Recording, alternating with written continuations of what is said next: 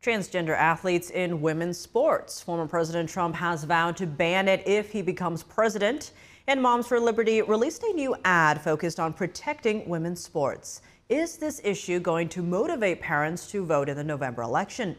Joining us now live in studio is Tiffany Justice, co-founder of Moms for Liberty. Tiffany, thank you so much for joining us. Great to see you in person. Yeah, it's wonderful to be here in person. Thanks. Now, with the election down to the wire here, a lot of focus is on what issues will get voters out to the polls. Now, Moms for Liberty, which you're with, just released a new ad on protecting women's or girls' sports, highlighting the transgender issue. Now, how motivating of an issue do you see this in getting moms and also dads out to the polls? Yeah, absolutely. And this ad was really focused on dads, telling them that it's important to show up for your girls on the sports team in their lives every day. It's important to show up for them on election day too. And we need dads to vote to protect their daughters' dreams. And there are a lot of girls who have dreams of going into athletics and being on athletic teams. And it's absolutely wonderful to see that dads are stepping up and protecting a girl's right to play on a sports team.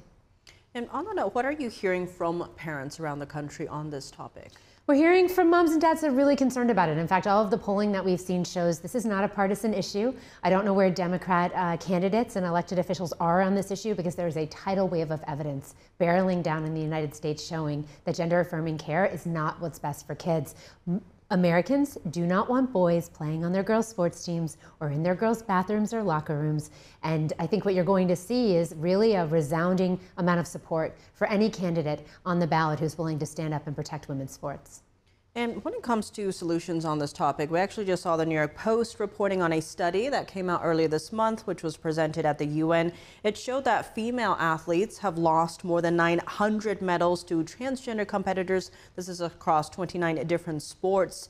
Now, how do you see Trump's presidency campaigning for women's sports? What kind of changes will we see under his presidency? Yeah, well, first of all, it was great to see the UN get something right. They get a lot wrong lately, and so it was wonderful to see the fact that they recognize we have a huge problem here. A woman losing in women's athletics to one man is too many. What do we see in a Trump presidency? President Trump said to me when I was interviewing him that he's going to take a really hard stand on this. He thinks it's absolutely ridiculous that there are men playing in women's sports, and he's going to do everything he can to put a stop to it. Unlike the Biden-Harris administration that issued new Title IX regulations that will use the force of the federal government to require public schools to allow boys to play on girls' sports teams, American parents are not having it. And Tiffany, you have actually come out and fully endorsed Trump. You have participated in many Trump campaign events. You actually just spoke last night at Madison Square Garden here in New York.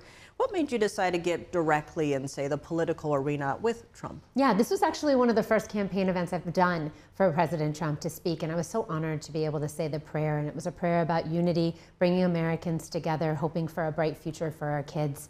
And so, yes, I endorsed him personally. Moms for Liberty only endorses in school board races. You know, local politics are incredibly important, so I really urge everyone to go out, make sure you're voting for school board. But I'm incredibly proud to support President Trump. He signed our parent pledge, and he's made it very clear to me that he stands in defense of our fundamental right to raise our children. So I'll be there voting for him on Election Day, and I just ask every American to vote as well.